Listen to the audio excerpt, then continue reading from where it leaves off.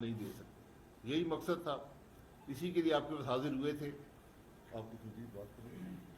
بسم اللہ الرحمن الرحیم. میں آپ سب کا مشکور ہوں. کل بھی آپ نے سب نے تکلیف کی اور بھرپور ہمارا ساتھ دیا. آج ہم میڈیا کو دیکھ رہے ہیں, ہر جگہ پہ یہ خبریں چل رہی ہیں. ہم نے کوشش یہ کی کہ اپنے اس قومی اکائی کے مسائل, پاکستان کی لیڈرشپ جو ان تمام مسائل کو سنجیدگی سے دیکھتے ہیں, ان کے سامنے اجاگر کریں, اور کوشش کی کہ بلوچستان کے طول و عرض سے ہم ان آوازوں کو بلائیں جو کہیں نہ کہیں بلوچستان کے تمام ایشوز پہ ان کا کوئی حیثیت ہے. تمام پولیٹیکل پارٹیز کو بھی ہم نے دعوت نامے دیے, کچھ آئے کچھ نہیں آ سکے. بہرحال ہمارا یہ کوشش تھا کہ اس آواز کو ہم بلند کریں, اور جس طریقے سے جس بحران سے ہمارا سماج گزر رہا ہے اس میں ایک ڈائلاگ کا ضرورت ہے. ڈائلاگ کے ذریعے معاملات کو حل کرنے چاہیے. اس کا ایک مثال میں آپ کو دوں کہ آج گوادر کے جو لوگ ہیں وہاں عام لوگ اس بات پہ احتجاج کر رہے ہیں کہ ان کو بنیادی جو ان کے ضروریات ہیں, ان کے جو بنیادی حقوق ہیں ان کو دیے جائیں, مگر ساتھ ساتھ یہ ہوا کہ ریاست نے بنیادی حقوق ان کو مہیا کرنے کے بجائے ان کو جیلوں میں ڈالا.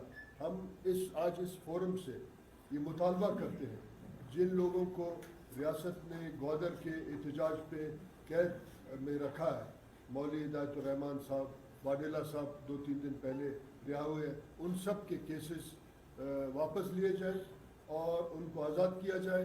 ان کے جتنے بھی مطالبات ہیں ان کو فوراً ریاست پورا کرے, اور گوادر کے لوگ جن کو بار بار یہ بتایا جاتا ہے کہ سی پیک کا سر چشمہ ہے, ان کے حقوق دیے جائیں اور وہاں امن کا فضا قائم کیا جائے. اگر ریاست اسٹیٹ کا میں بات کرتا ہوں, کیونکہ حکومت کا بات اس لیے نہیں کرتا ہوں, یہاں حکومتیں اب مفلوج ہیں, وہ کسی اور کے ریموٹ کنٹرول پہ چلتے ہیں.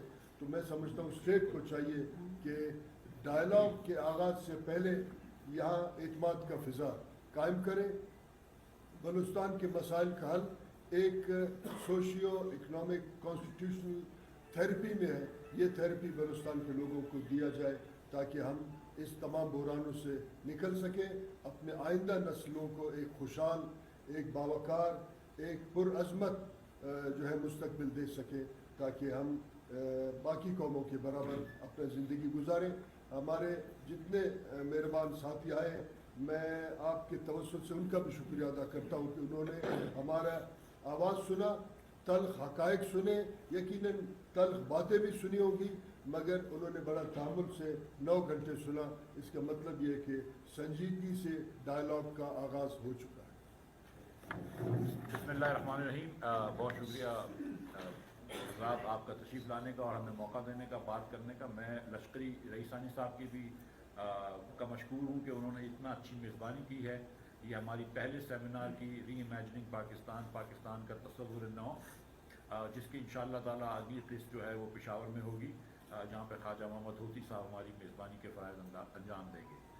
میں بات کرنا چاہتا ہوں تھوڑی سی معیشت کے بارے میں. آپ جانتے ہیں کہ اب معیشت کے حالات جو ہیں وہ تھوڑے سے مشکل ہیں, عوام اس وقت مشکل کا سامنا ہے, اور اس کی ایک بڑی وجہ یہ ہے کہ پاکستان کو اس سال کے 21 ارب ڈالر واپس کرنے ہیں بیرون ملک کے اداروں کے اور بیرون ممالک کے قرضہ جات کے. اور کیونکہ پاکستان میں کبھی بھی ہم پیسے نہیں کما سکتے باہر کی ایکسچینج کرنسی کے, تو ہم کو کسی ایک ملک سے قرض لے کر کسی ایک اور ملک کو واپس کرنا ہوتا ہے, یا ایک ادارے سے قرض لے کر کسی اور ادارے کو واپس کرنا ہوتا ہے. اور پچھلے 20 سالوں میں ہم نے یہ دیکھا ہے کہ پاکستان میں قرض جو ہے وہ بڑھتا جا رہا ہے, یہاں تک کہ اب 51,000 ارب روپیہ قرض ہو چکا ہے پاکستانیوں کے اوپر. اور ہم نے یہ بھی دیکھا کہ پاکستان کے اوپر بیرونی ملک کا جو قرضہ ہے وہ بھی 25,000 ارب روپیہ ہے. اس کی اب جو مسائل ہیں وہ یہ ہے کہ اس کی وجہ سے مہنگائی در بڑھ رہی ہے, اور اس کی وجہ سے بے روزگاری بڑھ رہی ہے. اور جب مہنگائی اور بے روزگاری بڑھے گی اور ساتھ ساتھ حکومت کے وسائل کم ہوں گے, تو جو حکومتیں تعلیم پہ خرچ کر سکتی تھیں یا کرنا چاہیے, یا جو حکومت کو صحت پہ خرچ کرنا چاہیے, وہ حکومت جو ہے وہ کس بھرے گی, باہر پیسوں دے گی. اور وہ تعلیم پہ خرچ نہیں کر سکے گی اور صحت پہ خرچ نہیں کر سکے گی۔ آلریڈی پاکستان میں آدھے بچے جو اسکول جا سکتے ہیں، جن کی اسکول جانے کی عمر ہے 16 سال کی یا اس سے کم، وہ اسکول میں نہیں ہیں، اور جو بچے اسکول میں ہیں وہ بھی فیل ہو رہے ہیں۔ اور پاکستان کے اندر اس وقت 80% بچے جو ہیں وہ میل نورشڈ ہیں۔ تو یہاں پر اب گنجائش نہیں ہے کہ ہم یہاں پر اور ہمارے لوگوں کے پیٹ کاٹیں اور باہر قسطیں بھریں، تو ہم کو کوئی نہ کوئی نیا طریقہ نکالنا پڑے گا، اور طریقہ ایک ہی ہے کہ ہم کو زیادہ سے زیادہ پاکستان کے باہر اپنی مصنوعات بیچنی پڑیں گی، جس سے یہاں پہ نوکریاں بھی کریٹ ہوں گی، اور ساتھ ساتھ ہم کو زراعت کو آگے لے کر آنا ہوگا۔ تو ہم یہ سمجھتے ہیں کہ جو پاکستان وہی مضبوط ہوگا جس میں پاکستانی مضبوط ہوں گے۔ اگر ہم پاکستانی لوگوں کو مضبوط کر دیں گے، اپنے لوگوں کو روزگار پرووائڈ کر دیں گے، اپنے لوگوں کو مضبوط کر دیں گے، تو خود بخود انشاءاللہ تعالیٰ لوگ اپنے بچوں کو بھی پڑھا لیں گے، لوگ اپنی بیماری کا بھی حل نکال لیں گے، اور اس کے ساتھ ساتھ ملک بھی آگے ترقی کرے گا۔ تو اب وقت آ گیا ہے کہ پاکستان کے اندر لوگوں کو حقوق دیے جائیں، اور جو 18ویں ترمیم نے، آپ یہ سمجھ لیجئے کہ وفاق سے لے کر صوبوں کو حقوق دیے تھے، اور اب لوگ بات کر رہے ہیں اور صحیح بات کر رہے ہیں کہ صوبوں سے لے کر ضلعوں کو حقوق دیے جائیں۔ تو ہم یہ سمجھتے ہیں کہ ایکچولی حقوق جو ہے وہ لوگوں کو دینے چاہیے، لوگوں کو روزگار دیں، لوگوں کے لیے مشکلیں آسان کریں۔ مہنگائی جو ہے اس وقت آپ پتہ ہے کہ عروج پہ ہے، اور حکومت جو اپنے مسائل سالو نہیں کر سکتی ہے، ایک نجکاری کا مسئلہ ہے پاکستان میں، 20 سال سے ہم کوئی نجکاری بھی نہیں کر سکیں، اور دوسری طرف حکومتی ادارے جو ہے وہ اربوں کا نقصان کر رہے ہیں۔ تو اس کا کوئی نہ کوئی حل نکالنا پڑے گا۔ ایک سرکولر ڈیٹ کا مسئلہ ہے جو 2800 ارب روپے سے اب تجاوز کر گئی ہے،